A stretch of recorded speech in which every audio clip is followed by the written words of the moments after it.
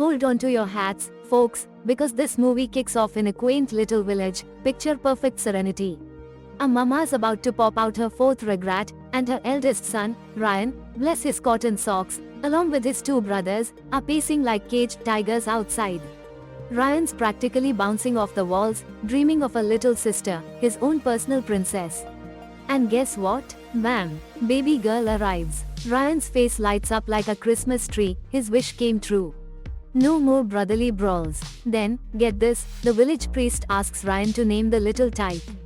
The pressure, but our boy rises to the occasion, bestowing the awesome name Durga, a powerful goddess, a name that screams strength and protection. And from that moment on, Ryan's totally smitten.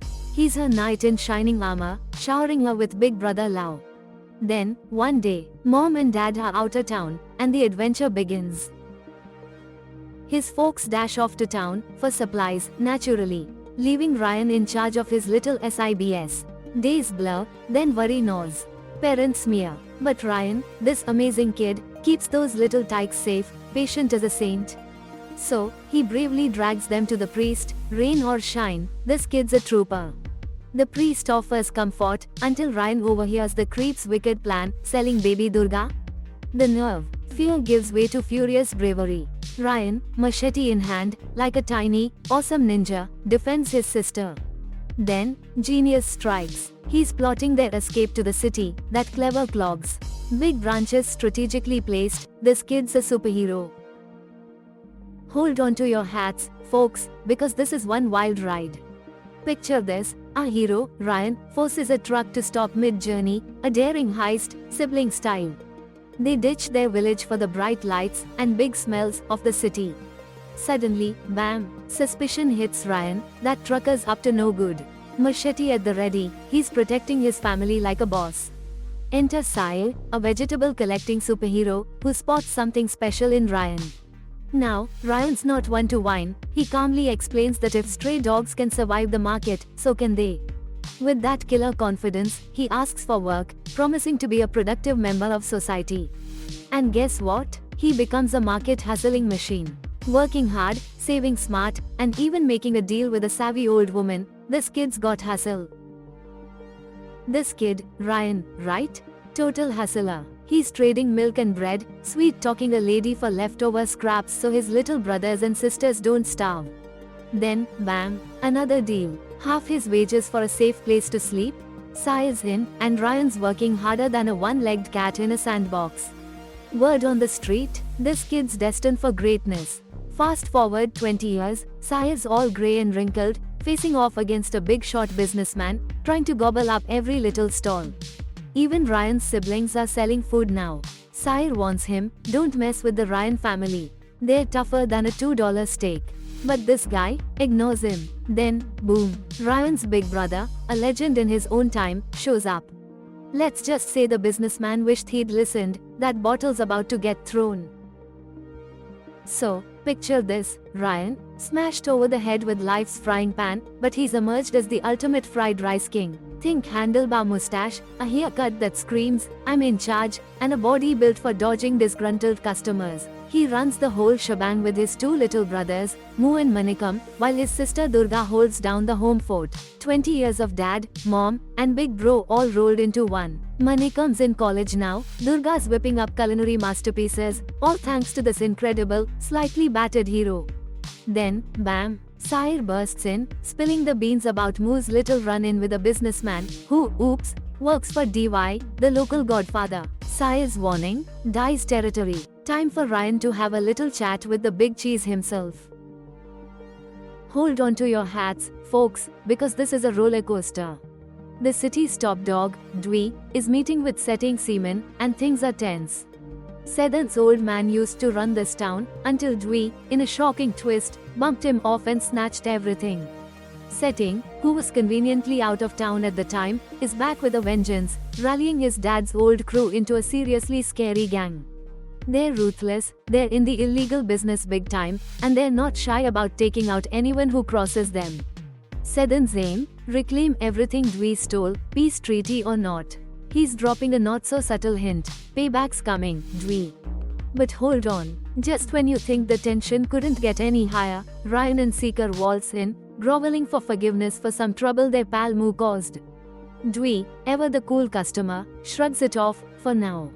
But the air crackles with unspoken threats. Whoa, businessman Muthu, ouch, injured. DY tells Ryan, dude, this is your problem now. Then, bam, torrential downpour and Durga drops the bomb. Muthu's in the police station. Ryan's sprinting, adrenaline pumping, trying to snatch his brother from the jaws of jail. But these cops, they've heard it all before. Muthu's a repeat offender. Desperate times, desperate measures. Ryan's gotta charm the businessman into dropping the charges. He finds him at a clinic, all sweetness and light, but the guy's unmoved, threatening jail time. Then, Ryan unleashes the beast. A side nobody messes with. Suddenly, the businessman's singing a different tune. Report withdrawn. Muthu's free. But Ryan, exhausted, frustrated, and probably needing a serious caffeine IV drip. Oh boy, Moo, this guy's a walking, talking sitcom. Another night, another Moo made meltdown. The poor guy, youngest sibling, no job, no diploma, future dimmer than a disco ball in a coal mine. But hey, at least he's got Mandela. Their romance, a total clash of titans, Moo, the unemployed heartthrob, versus Mandela's disapproving, high society dad. Talk about a drama llama. And then there's Manikam, Ryan's second brother, the college kid funded by his generous bro. Should be ACING exams, right? No. Student council president campaign, more like student council conflict campaign. Clashes with rich kids, police threats, the works. And who's his go-to guy for bailing him out? You guessed it, Big Brother Ryan. Whoa, this time, Ryan's a real party pooper. Instead of helping Manikam with his election, he's telling him to drop out. Apparently, politics and gangsters are totally outside Ryan's chill zone. He wants Manikam focused on ACING his exams, not dodging bullets. Meanwhile, we've got Commander Serum, the city's new cleanup crew, or so it seems. This guy's got a master plan, a sneaky scheme to make two rival gangs wipe each other out. He hires some goons to attack Seaman, but these guys are about as effective as a chocolate teapot. They fail miserably, and what does our brilliant commander do? He eliminates the witnesses, permanently. Cold-blooded, I tell ya. No loose ends for this guy, he claims it was a necessary evil. Talk about a villain. Hold on to your hats, folks, because things are about to get wild. Alan's absolutely livid about that attack, convinced Dee's crew is behind it, just like Serum predicted. Meanwhile, Setting and his team are cooking up a furious counterattack. But wait, there's more. Ryan's juggling family drama, a meeting with Durga's future in-laws. Everyone loves the match, but, gasp, a huge wedding is demanded. Turns out, Durga's fiancé is a big-shot government employee from a super respected family, and tradition dictates Ryan foots the entire bill. Poor Ryan's scrambling for cash. And Muthu, jobless and stressed, facing insults from Mandela's dad. Instead of facing the music, he hits the bar, and gets blasted. Then Mandela storms in, a volcano of fury erupting after Muthu's earlier blunder. Slap. Right there in front of everyone. Oh boy. Hold on to your hats, folks, because at the bar, a laugh, a simple, innocent laugh, ignites a powder keg. Drunk and furious Moo explodes, accusing everyone of mocking him. Suddenly, bam, a brawl erupts. Moo versus Dee's goons. Then, like a scene from a wild western, the Seamen's Union, out for blood, joins the fray. Poor Muthu's caught in the crossfire, completely innocent. And the shocking climax? Moo's the only one left standing. Not long after, Serum slithers in, a creepy grin on his face, checking if his wicked plan to get both gangs to wipe each other out worked. He spots Moo near the garbage, snaps a picture, thinking he's just another thug. Meanwhile, Ryan, after a long day slinging fried rice, walks in to find his little brother nearly dead. Frustration battles with brotherly love as Ryan knows this is a mess he's gotta clean up, again. Whoa, Ryan gets a call, the city's biggest gangster, DY, is on the line. Turns out, one of the guys who bit the dust in that bar brawl was Dai's son. And guess who survived? Muthu. Dai's convinced Muthu's responsible and wants him handed over by morning, or else. He's talking full-scale invasion of Ryan's house, a gang war. Next day, dies drowning his sorrows, surrounded by his goons. Bam! Power outage. And that's Ryan's cue. He bursts in with Muthu and Manakam, a whirlwind of righteous fury. Guards go down like dominoes. Dies left alone, eyes wide with terror. He messed with the wrong guy, and now he's paying the price. Ryan's not letting him off that easy. The next morning, Ryan and his brothers, business as usual, dragging crates, grinning like Cheshire cats, pretending nothing happened the night before. Slick, huh? But Ryan, he was not amused. Moo, that genius, suggested muscling in on Dewey's turf. Ryan practically yelled, dude, subtlety. We're practically neon signs flashing, guilty. Right now. Meanwhile, the city's buzzing. Who took down Dewey? A new gang? Seth Allen, the curious cat himself, wanted answers, fast. His guys dug up the dirt quicker than you can say, gangster, and suddenly, ring ring. Ryan summoned. First meeting with Seth Allen.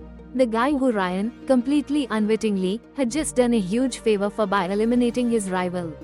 Seth Allen, eyes wide, practically bouncing in his seat, pumping Ryan for details. So, tell me everything about how you took down Dewey.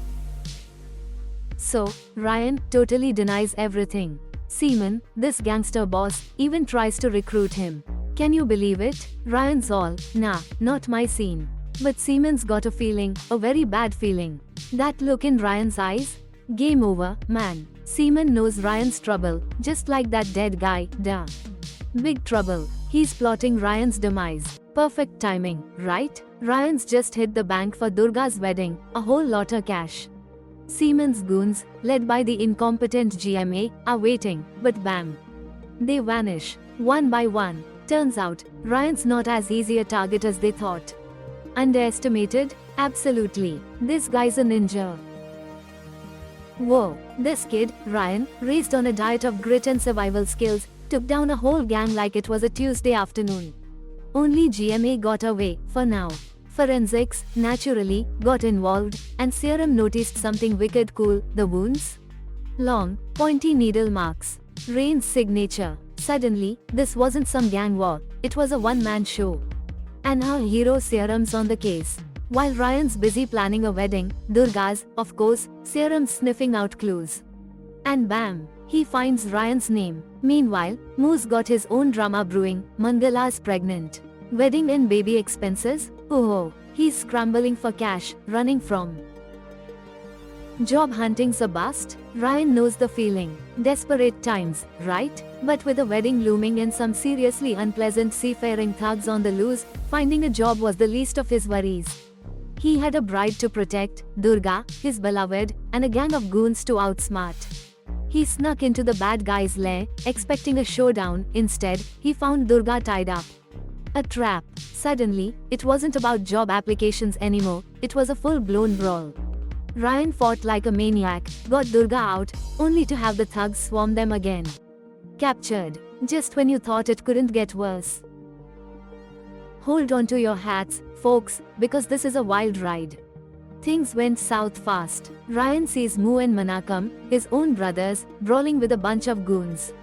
Chaos ensues. Nobody's quite sure what happened, but Ryan tries to explain their kidnapped brother, Durga's plight, and bam. Moo and Manakam knife him. Cold-blooded. They ditch their wounded sibling and bolt.